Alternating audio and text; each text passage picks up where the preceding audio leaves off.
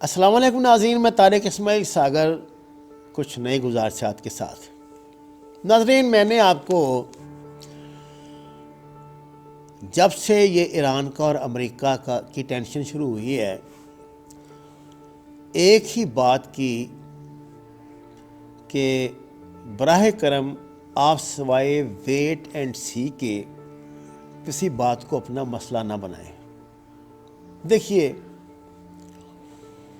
یہ بڑا پرفتن دور ہے۔ اس دنیا میں جو دکھائی اور سنائی دیتا ہے وہ ہوتا نہیں ہے، ہوتا کچھ اور ہے۔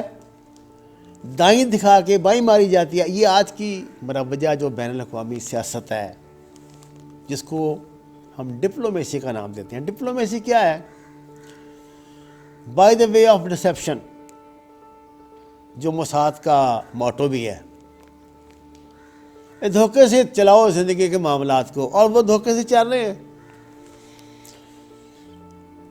جب یہ ایران کا اور اس کا امریکہ کا مسئلہ شروع ہوا، جنرل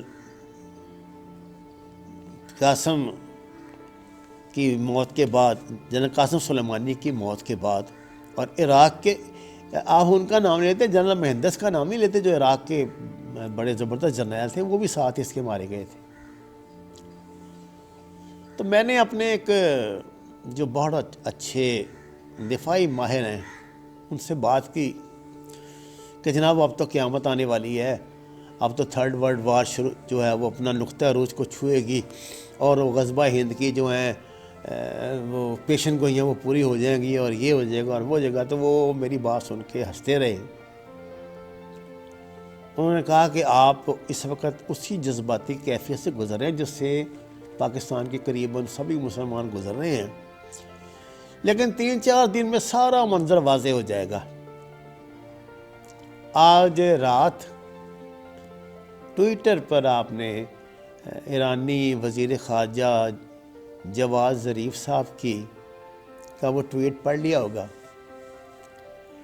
جس میں انہوں نے معذرت کی ہے کہ ہماری غلطی کی وجہ سے یوکرین کا مسافر بردار جہاز تباہ ہوا، ریگریٹ کیا اس پہ۔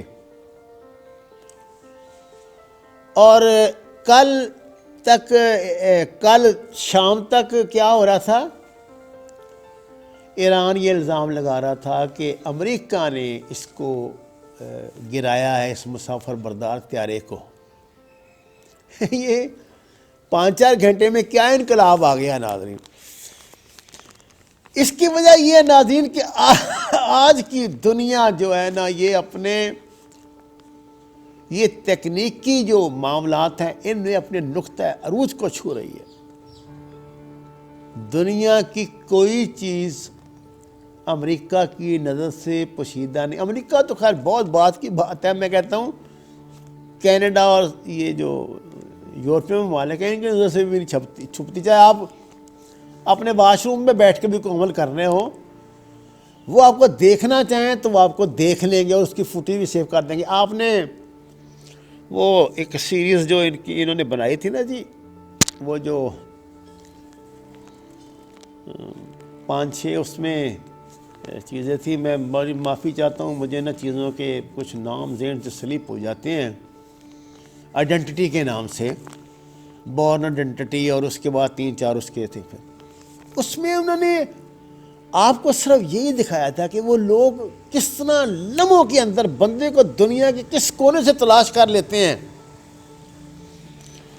اب جناب ہوا کیا کہ طیارہ میزائل سے گرا، یہ سٹیٹمنٹ دی امریکہ اور کینیڈا نے، اور امریکی میڈیا نے اس کی پوری فوٹیج جو ہے وہ جاری کر دی۔ وہ سیٹلائٹ کے ذریعے، اللہ کے بندے، جو عمل ہو بھی چکا ہوتا ہے نا وہ سیٹلائٹ پہ سیف ہو جاتا ہے، وہ اس میں سے نکال لیتے ہیں۔ کینیڈا نے کہا کہ انٹیلیجنس ذرائع سے پتہ چلا کہ میزائل نے مسافر طیارے کو نشانہ بنایا۔ یہ جسٹن ٹروڈو کی اسٹیٹمنٹ ہے، اس کی کینیڈا کے وزیر اعظم کی، جو خام معاملات میں مداخلت نہیں کرتے۔ اور یوکرین کی ضد پر اس کو ایران کو طیارے کے بلیک باکس تک رسائی دینی پڑی. اب بلیک باکس میں تو پائلٹ کی آخری گفتگو ہوتی ہے, اس نے تو میزائل دیکھے ہوں گے, چیخا چلایا ہوگا, ثبوت سامنے آ گئے. اب اس کو جواز ظریف صاحب کہہ رہے ہیں کہ جی یہ ایک تکنیکی غلطی تھی جس پر ہم معذرت خواہ ہیں. آپ کا کیا خیال ہے کہ دنیا یہ معذرت ایسے قبول کر لے گی؟ اور کیا یہ عمل ایران کی طرف سے کافی ہے؟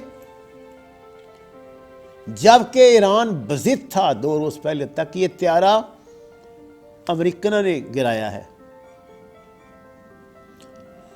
ناظرین, میں آپ سے بار بار یہ بات کہتا ہوں کہ جب تک ہم اپنا یہ کلچر سوچ کر نہیں نہ بدلیں گے, اس وقت تک بات نہیں بنے گی.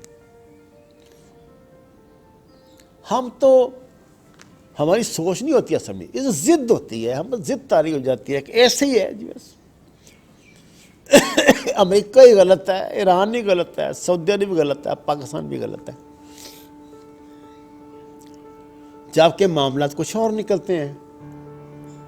مثلاً دیکھیے ایک سیدھی سی بات ہے,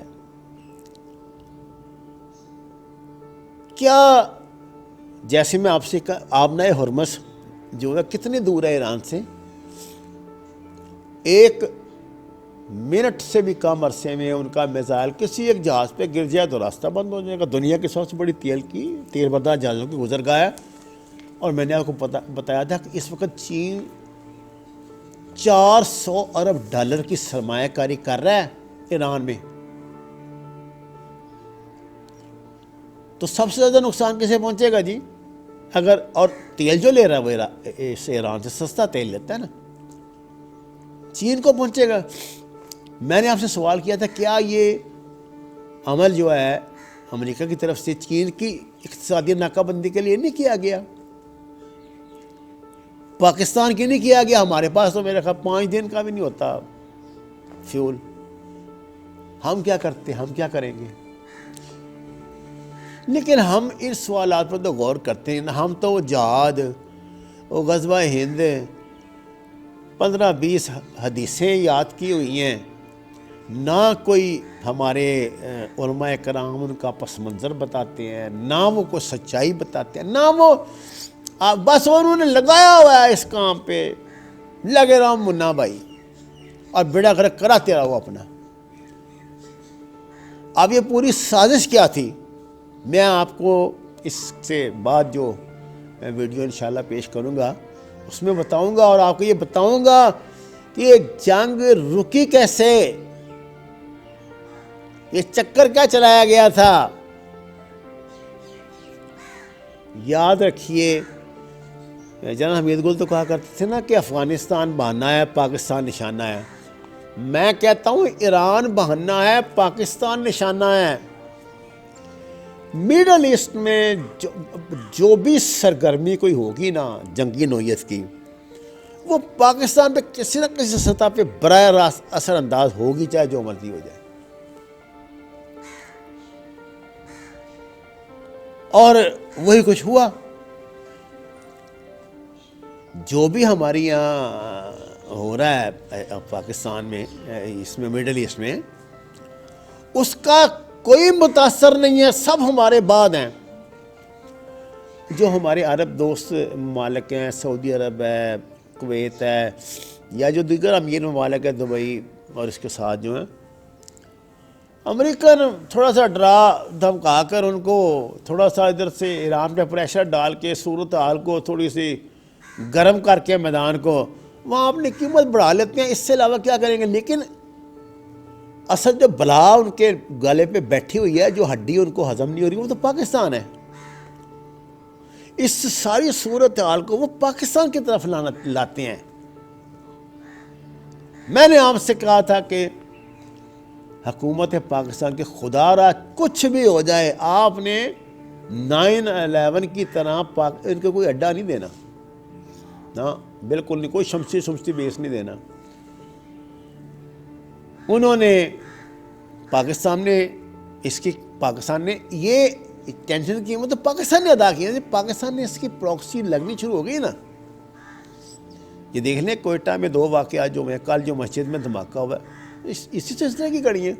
پاکستان کو پریشرائز کر رہے ہیں، پہلے اس طرح کیا تھا اب اس طرح کر رہے ہیں، لیکن ان گدھوں کو اس بات کا نہیں پتہ کہ اتنا آسان نہیں ہے۔ پاکستان کی فوج جو ہے نا جی، جس کو ہمارے سیاستدان اسٹیبلشمنٹ کہتے ہیں، وہ ان معاملات سے اب آگے چلی گئی ہے، اور الحمدللہ ہم کیپیبل ہو گئے ہیں کہ ہم ان بیماریوں پہ بر وقت قابو پا سکیں۔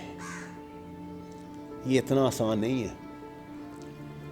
ناظرین، یہ میرا آفیشیل چینل ہے،